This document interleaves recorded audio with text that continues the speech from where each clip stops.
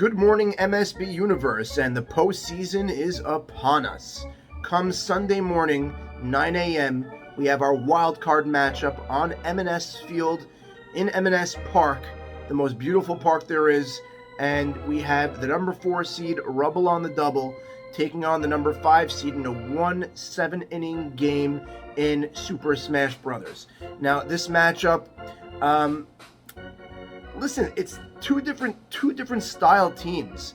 The Stephen Gindy DT team, it took a while for them to find their identity, but come the last few weeks of the season, I'm pretty sure they established themselves. They know what they're all about. They worked at all the kinks. And Edmund Beta, he had an up and down season, that's for sure. But I'm confident that he settled in a little better than he was the first 3-4 weeks. And the way DT has his team playing, and the way Steven is finally taking somewhat ownership of the team as well, which it took, to be honest, it took a few weeks for that to happen. But since that happened, this team was shaped up and went in the right direction. We have Seton playing well. We have Pruss playing well. We have Hamway playing well. We have Joe Gindy playing well. Overall, this team, Albert Mastery keeping the team in the game at the catcher's position. Pretty good squad. Natan Safdie was not there last week, and Abraham Rudy took his spot. But Natan had a good season. So this team's in a good place, and they're in a good frame of mind. And they're taking on the Super Smash Bros. Organization, who they just play loose. They just play with house money since the season began. Because when the season began, it was apparent to everybody that these guys weren't there. They weren't up to snuff. They're not going to be a playoff team. But guess what? You got to tip your cap to them. They do get the credit because Jackie Schwecke, say what you want, has kept his team in games. Their defense in the outfield has kept teams in games. Joe Batesh had a very good season in left field. Center field, Leo Esses, listen, he's not hitting, but he pretty much holds down center field nicely. Right field, they have Mickey Epstein. Unless they put him on the infield, they switch it up every now and then. Soliesis was a nice surprise this season. Jack Beebe has his team in the right frame of mind as well. So we have two good teams going up against each other, both laser focused, wanting this win. And an underlying storyline over here is the third baseman for Rubble on the Double is Ricky Schwecke, the starting pitcher for the opposition, the Super Smash Brothers, is Jackie Schwecke. So it's the first time that I can remember in recent memory that a father is going up against his son in a playoff matchup. Again, it's 1-7-inning game, and I believe that 1-7-inning game bodes well for Super Smash Brothers, because usually it takes 1 or 2 to 3 times through the lineup for Jackie to start getting hit. But it's a really interesting matchup. I just like the way that Rubble on the Double has found their identity, and the way they're playing ball now, it's a better brand of ball. I think they're a little more mentally tough, and when things start to unravel, I think if they go up early, I think that's over. Good night. So really, I can go either way this game, and I'm honestly not sure. But if I had to choose, I'm sticking with the DT Stephen Gindy for the victory. I think they're going to win the game, and the winner advances to the semifinals to take on the Jokers. And after this, I will review and preview the next series, which is the biggie of the day, which is Mamba Mentality going up against the Ballbusters. Stay tuned. Playoff baseball, MSB at M&S Park, from what I hear. 9 o'clock, so I'm hearing it's DT with Stephen Gindy against Beebe. Okay, so, Jack Beebe, we thought you had no shot in heaven to get into this playoffs. I tip my cap. Jackie Schwecke, I tip my cap. Job well done. And I think you guys feel like you did enough. And I think that's why my prediction is going with DT and Stephen Gindy. I think Edmund Beta is looking in the mirror and saying, I can't lose to somebody over the age of 60 on the mound. And he wants to come with his best stuff. Jackie's going to keep his team in this game. I don't think it's going to be a blowout by any means. If anything, I think maybe DT and Stephen Gindy will put up a run or two early. I could see Stephen going to right field with a nice double, getting runners over, and maybe 2 sac flies early. It'll be a 2-0 game going into the 5th. Final score, my prediction, 5-2. I'm going detailed here. I think Rubble on the Double is going to come out on top of this game, ready to play the semifinals.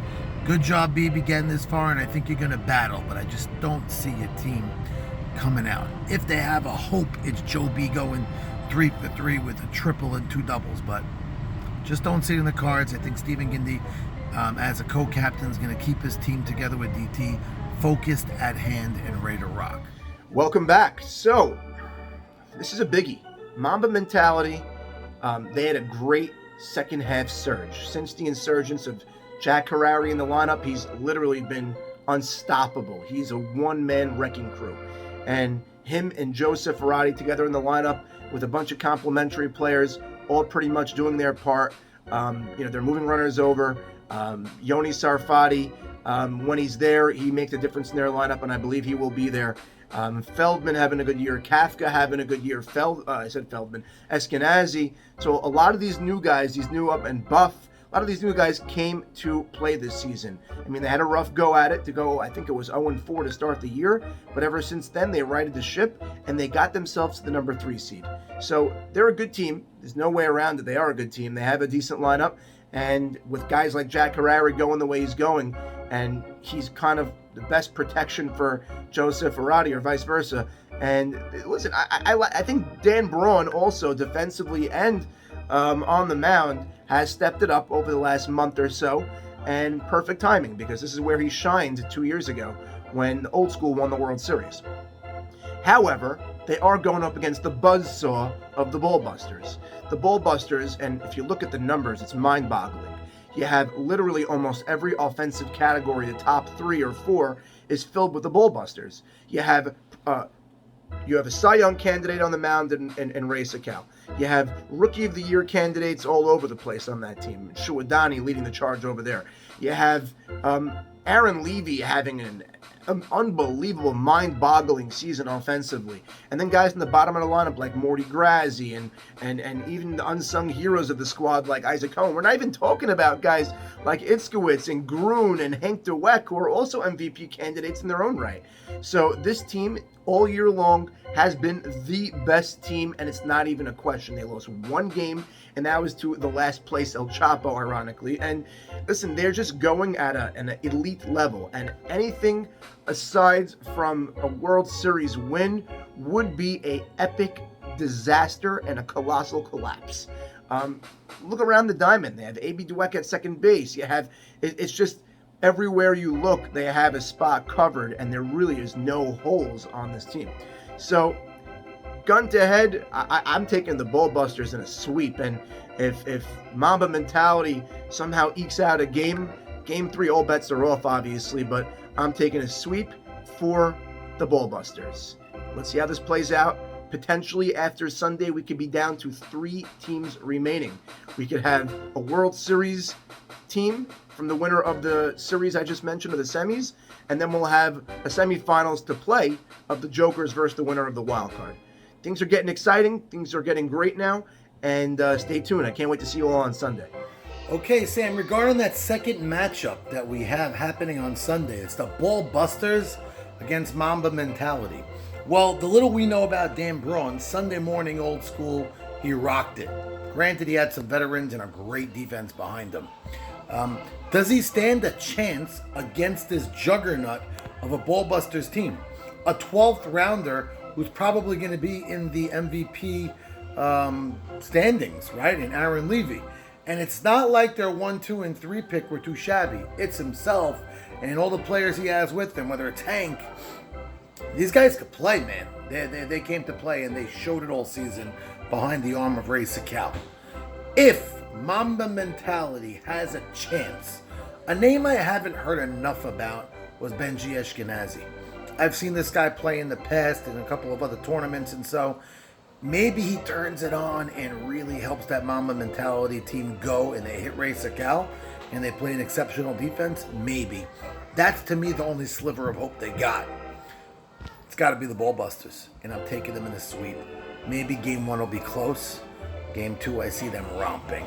Prove me wrong, but that's the way I see it. Good luck to all of you. See you Sunday.